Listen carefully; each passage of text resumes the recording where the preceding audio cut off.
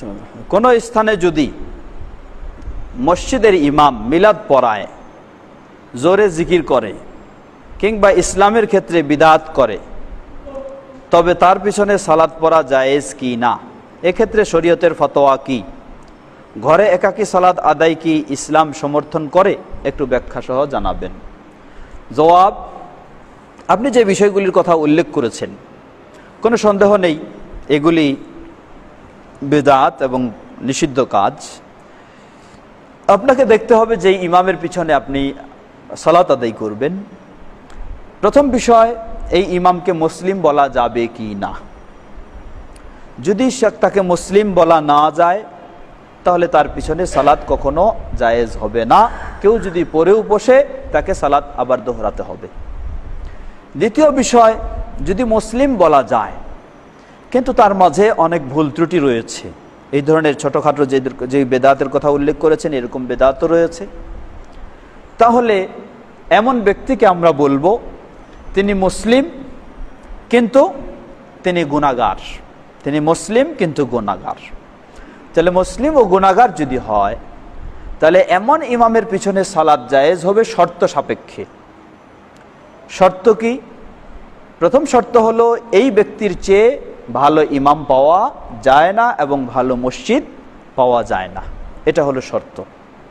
এই শর্ত সাপেক্ষে তার পিছনে ইক্তেদা জায়েজ হতে পারে জামায়াতের স্বার্থে, জামায়াতে অংশগ্রহণ করতে হবে এই স্বার্থে। কারণ সাহাবায়ে কেরামদের মাঝে এই ধরনের প্রমাণ রয়েছে।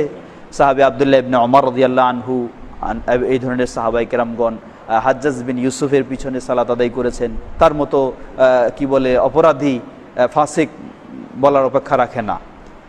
তো সুতরাং এগুলি থেকে আমরা বলবো যে যদি তাকে মুসলিম বলা যায়, ইসলাম থেকে বের হয়ে যায়নি এবং তার চেয়ে ভালো ইমাম পাওয়া যাচ্ছে না ও পার্শ্বে ভালো মসজিদও নেই, তাহলে তার পিছনে জামায়াতের সাথে ইক্তেদা করা যাবে।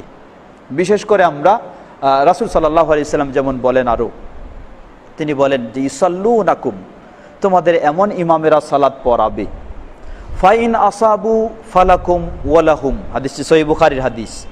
যদি তারা সুন্দরভাবে সালাত আদায় করে, সব কিছুই ঠিক করে, তাহলে তাদেরও পূর্ণ সওয়াব রয়েছে, তোমাদেরও পূর্ণ সওয়াব রয়েছে।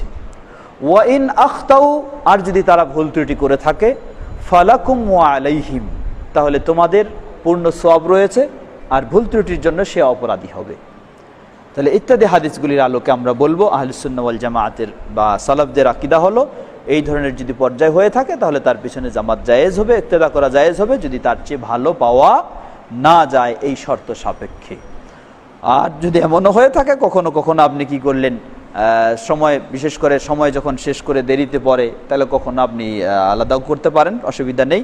তবে মাঝে মাঝে জামাতেও যাবেন, এমন জামাতে অসুবিধা নেই। শেষে বলেছেন যে ঘরে একাকী সালাত আদায় কি ইসলাম সমর্থন করে? না, ইসলাম সাধারণত ঘরে একাকী সালাত পুরুষদের জন্য সমর্থন করে না। পুরুষদের জন্য মসজিদে যাওয়ার নির্দেশ দেওয়া হয়েছে। যদি কেউ নির্দেশ পালন না করে, মসজিদে সালাত আদায় না করে জামাতের সাথে, তাহলে সে গুনাহগার অবশ্যই হবে, অবশ্যই গুনাহগার হবে।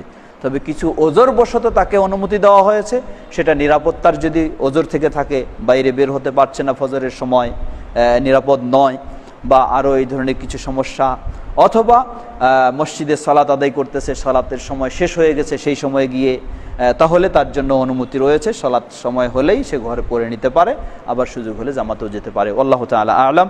আজকে আমরা এখানে শেষ করছি। এতক্ষণ যাবত যে কথাগুলি আমরা শুনলাম, আমরা যেন সবাই বিষয়গুলি, সঠিক বিষয়গুলি উপলব্ধি করে মেনে চলতে পারি, উপকৃত হতে পারি। আল্লাহ আমাদের সকলকে সে তৌফিক দান করুন। আমরা যেন কোরআন ও সহিহ সুন্নাহর আলোকে সঠিক বিষয়গুলি বা ইসলাম ভালোভাবে জেনে মেনে চলতে পারি। আল্লাহ আমাদের সকলকে সে তৌফিক দান করুন। আমরা যারা এই রমজান মুবারকে বিশেষভাবে ইবাদতে রয়েছি, সিয়াম, কিয়াম, ইতিকাফ, আল্লাহ রাব্বুল আলামিন আমাদের ইবাদতগুলিকে সুষ্ঠু সুন্দরভাবে ঈমানের সাথে পালন করার এবং সেগুলিকে আমাদের পক্ষ থেকে কবুল করে নিন। আর এই প্রশিক্ষণ নিয়ে আমরা যেন একজন খাঁটি মুমিন মুসলিম হতে পারি, গোটা জীবন ঈমানের উপর পূর্ণভাবে থাকতে পারি, সেই প্রশিক্ষণ নেওয়ার আমাদেরকে তৌফিক দান করুন। আমাদের মাঝে অসুস্থ সকল অসুস্থদেরকে পরিপূর্ণ সুস্থতা দান করুন। যারা বিদায় নিয়ে চলে গেছেন সেই মুসলিমদের ভুল ত্রুটি ক্ষমা করে তাদেরকে জান্নাতুল ফিরদাউস নসিব করুন। সুবহানাকা আল্লাহুম্মা ওয়া বিহামদিকা আশহাদু আল্লা ইলাহা ইল্লা আনতা আস্তাগফিরুকা ওয়া আতুবু ইলাইক। আসসালামু আলাইকুম ওয়া রাহমাতুল্লাহি ওয়া বারাকাতুহু।